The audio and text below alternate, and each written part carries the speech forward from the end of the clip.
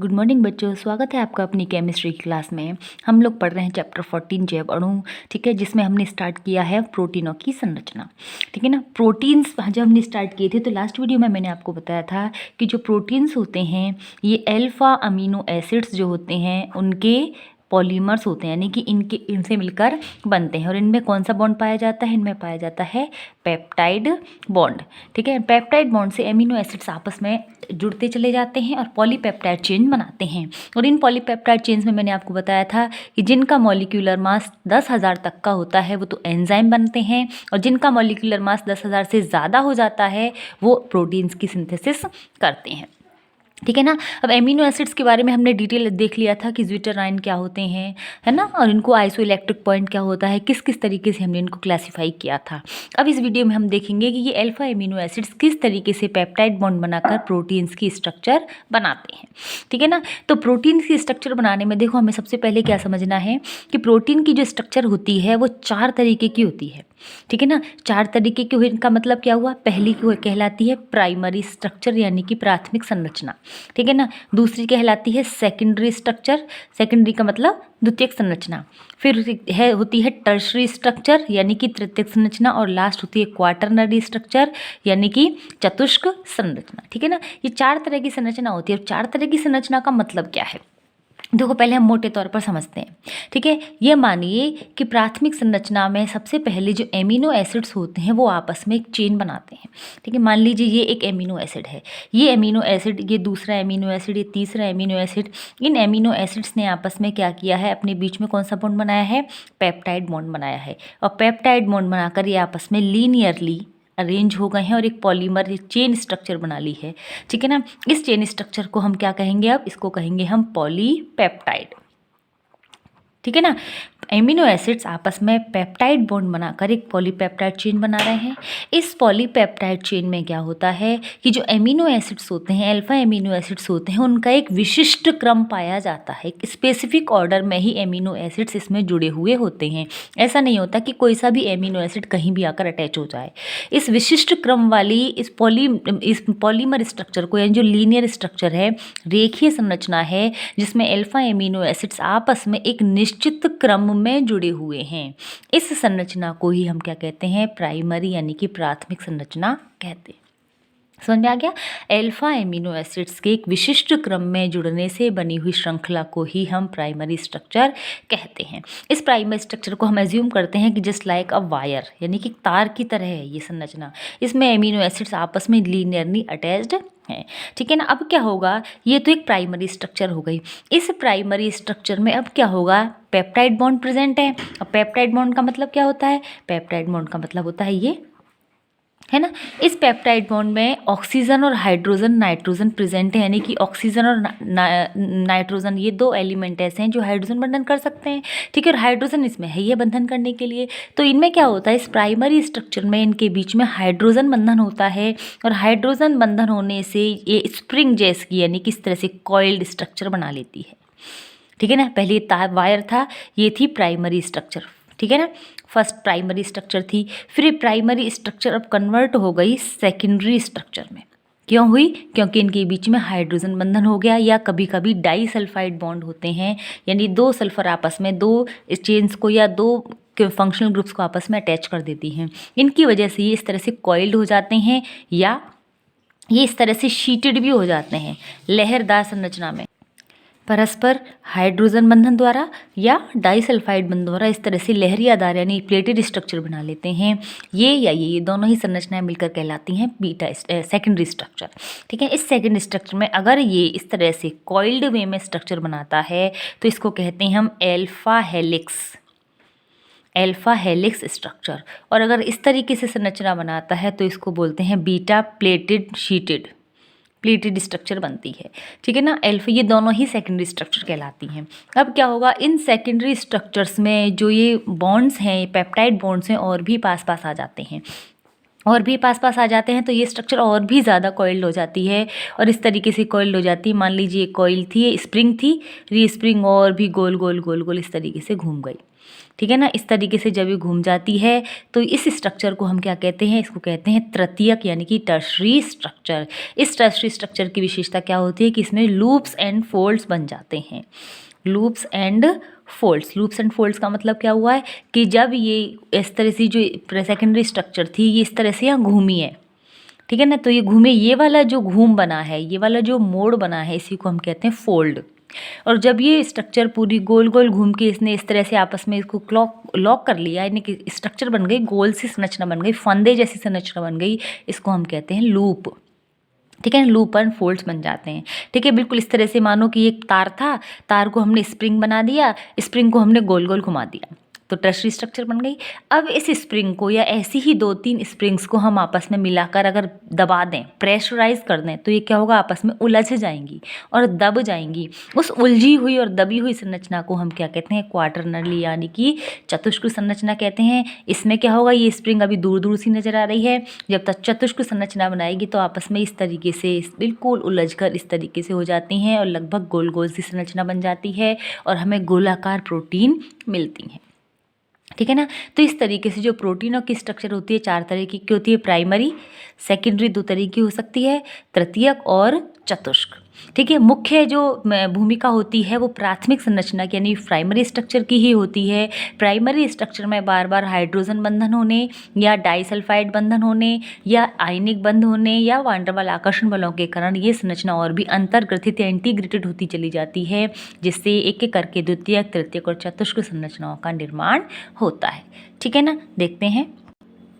देखिए, alpha amino अम्लों के परस्पर पेप्टाइड बंधों द्वारा जुड़ने से बनने वाले बहुलक ही प्रोटीन होते हैं। ये हमें पहले ही से पता है। इनकी संरचना निम्न प्रकार है। देखिए, पहले प्राइमरी स्ट्रक्चर यानी कि प्राथमिक संरचना, विभिन्न अल्फा अमीनो अम्लों, ठीक है, यहाँ अम्लों और है, के परस्पर रेखीय क्रम यानी कि लीनियरली बंधित होने पर प्रोटीनों की प्राथमिक संरचना का निर्माण होता है। प्राथमिक संरचना में पेप्टाइड बंधन के साथ साथ डाइहाइड्रोजन बंध व डाइहाइड्रोजन बंध भी पाए जाते हैं। लेकिन मुख्य बात क्या है कि प्राथमिक संरचना में अल्फा एमिनो अम्लों का विशिष्ट क्रम पाया जाता है। ये सबसे ज़्यादा इम्पॉर्टेंट है, जिससे प्रोटीन की विशिष्ट प्रकृति होती है। ठीक है ना। किसी भी प्रोटीन का जो फंक्शन है, जो कार्य है, जो क्रियात्मकता है, वो इन अल्फा एमिनो अम्लों के विशिष्ट क्रम पर ही निर्भर करती है। अगर हम किसी भी कारण से, किसी भी वजह से इन अल्फा एमिनो अम्लों का क्रम बदल दें तो उस प्रोटीन की जैविक क्रियाशीलता में भी परिवर्तन आ जाता है। कभी कभी जैविक सक्रियता नष्ट भी हो जाती है। देखिए, इसका मतलब क्या है कि यदि प्राथमिक संरचना में किसी एक एमिनो अम्ल को प्रतिस्थापित कर दिया जाए तो प्रोटीन की जैव सक्रियता नष्ट तक हो जाती है। अतः प्रोटीन की प्राथमिक संरचना ही अति महत्वपूर्ण होती है।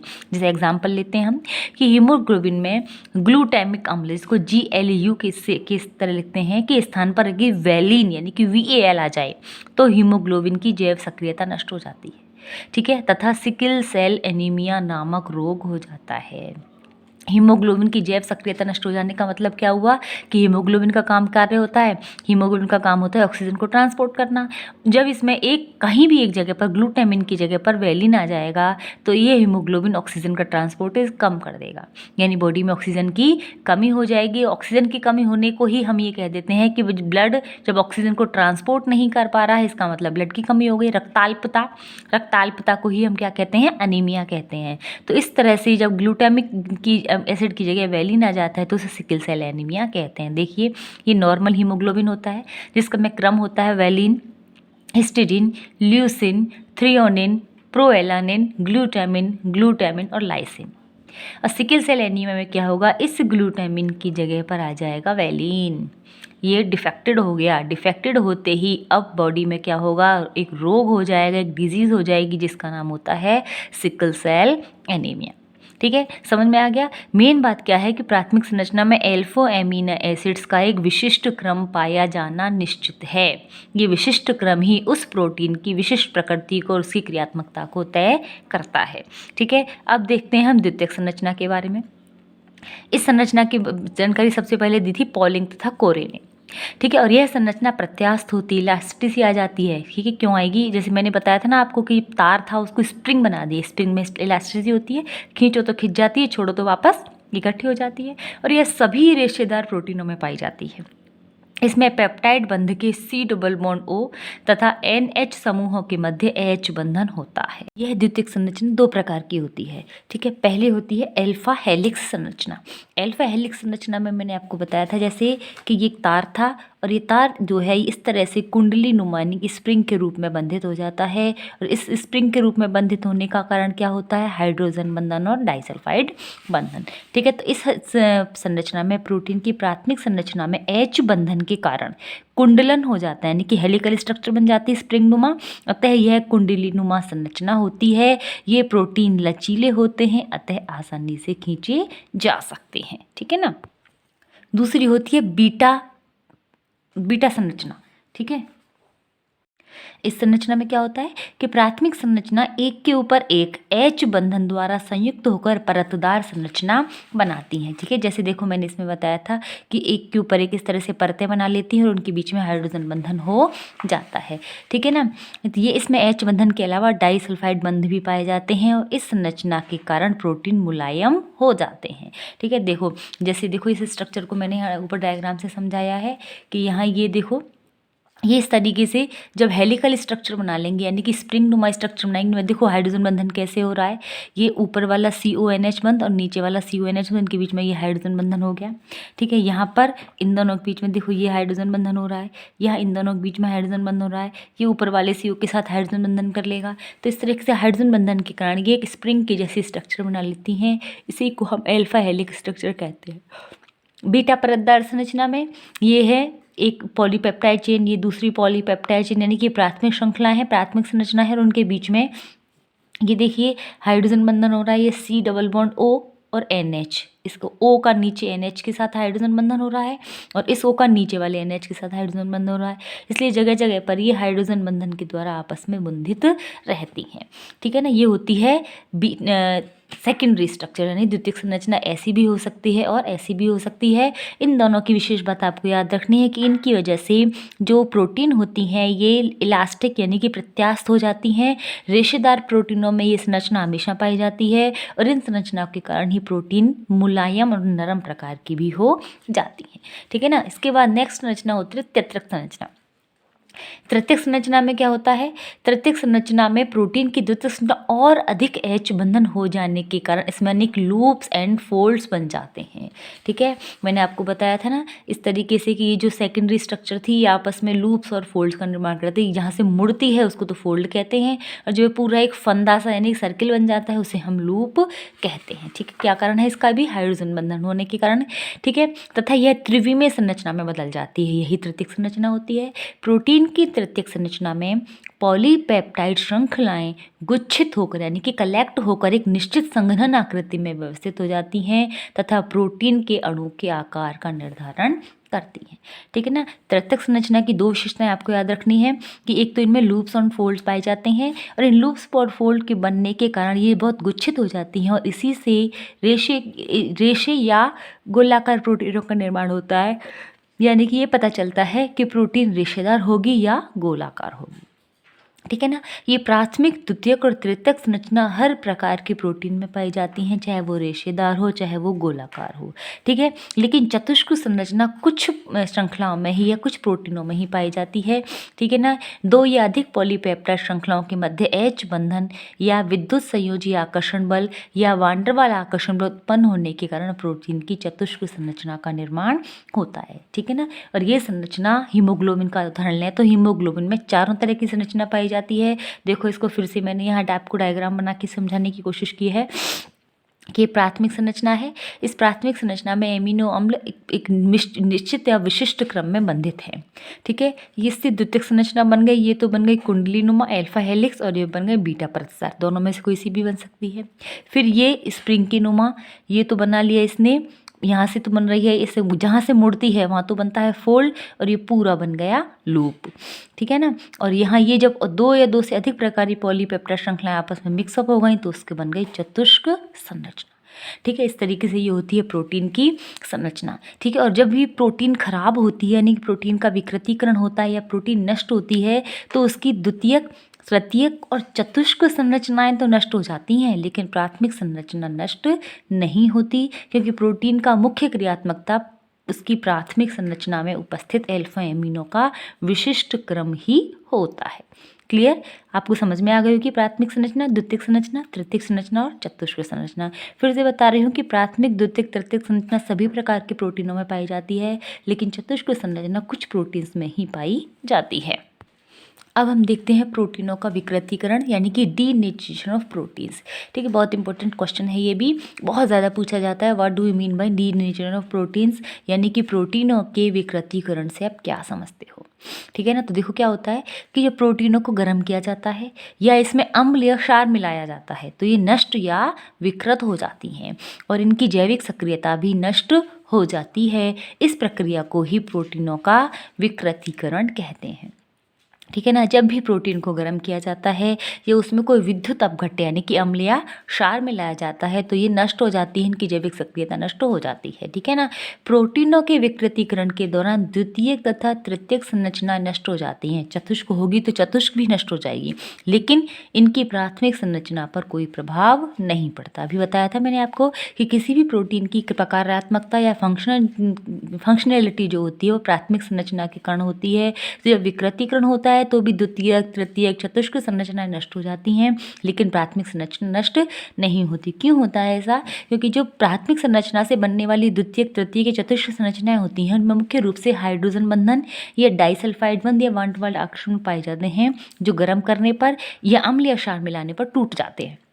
तो जब हाइड्रोजन बंधन टूट जाते हैं तो द्वितीयक, तृतीयक या चतुष्क संरचनाएं तो नष्ट हो जाती हैं, लेकिन प्राथमिक संरचना नष्ट नहीं होती। ठीक है, जैसे उदाहरण देखते हैं हम, रक्त में जब HCl मिलाया जाता है तो हीमोग्लोबिन का स्कंदन हो जाता है, यानी हीमोग्लोबिन प्रोटीन है तो रक्त में से वो अलग हो जाती है विकृतीकरण होने के कारण। इसी तरह से दूध में नींबू का रस या कोई अम्ल डाला जाता है तो दुग्ध प्रोटीन का स्कंदन हो जाता है, जैसे पनीर के रूप में अलग हो जाता है वो। इसी प्रकार अंडे को जब गर्म किया जाता है तो इसमें सफ़ेदी में गोलाकार एल्यूमिनियम प्रोटीन वो भी स्कंदित हो जाती है, हार्डनेस आ जाती है। ठीक है ना, तो ये हो गया डीनेचरेशन ऑफ प्रोटीन यानी कि प्रोटीनों का विकृतीकरण। एक क्वेश्चन रेडी हुआ। दूसरा क्वेश्चन जनरली पूछा जाता है कि प्रोटीनों के विकृतीकरण का महत्व क्या है, यह प्रोटीनों का विकृतीकरण क्यों किया जाता है। ठीक है ना, तो इसका मुख्य उपयोग है, जो मुख्य जो महत्व जो है वो है प्रोटीनों के रोगों के निदान में। ठीक है ना, कि प्रोटीनों के विकृतीकरण महत्व अनेक रोगों के निदान में है, जैसे रक्त की जांच के समय रक्त में उपस्थित प्रोटीन यानी हीमोग्लोबिन का विकृतीकरण करके इसे स्कंदित कर दिया जाता है, यानी कि पृथक कर दिया जाता है। तत्पश्चात ही रक्त के संगठन की जाँच की जाती है, ताकि रक्त के संगठन में अगर कोई चीज़ असामान्य है तो उससे संबंधित रोग का निदान या उपचार किया जा सके। ठीक है, मुख्य जो उपयोग है प्रोटीनों के विकृतीकरण का वो यही है, विभिन्न प्रकार के रोगों की जांच करके उनका निदान करने में, ताकि उनका उपयुक्त उपचार किया जा सके।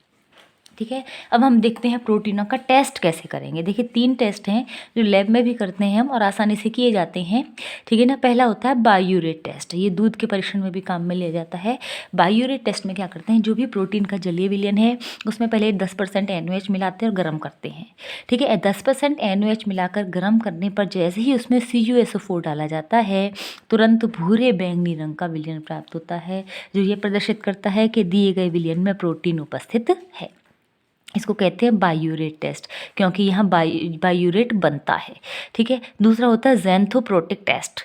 ज़ैंथोप्रोटिक टेस्ट में हम क्या करेंगे, ज़ैंथोप्रोटीन बनेगा इसमें कि प्रोटीन को सांद्र HNO3 के साथ गर्म करते हैं। तो सबसे पहले तो आता है पीला रंग, फिर उसमें अगर हम NH4OH यानी कि क्षार मिला देते हैं तो वो पीला रंग जो है वो नारंगी रंग में परिवर्तित हो जाता है, इसे हम ज़ैंथोप्रोटिक टेस्ट कहते हैं। और अगला होता है निनहाइड्रिन टेस्ट। निनहाइड्रिन टेस्ट में क्या करते हैं, प्रोटीन को जब निनहाइड्रिन के साथ गर्म किया जाता है तो नीला रंग बनता है। तो ये सभी कलर टेस्ट हैं और कलर टेस्ट बहुत शार्प होते हैं, आसानी से समझ में आ जाते हैं। तो आसान भी रहता है कि दिया गया जो भी कार्बोहाइड्रेट जो जैव अणु है या जो भी कार्बनिक यौगिक है वो प्रोटीन है या नहीं है।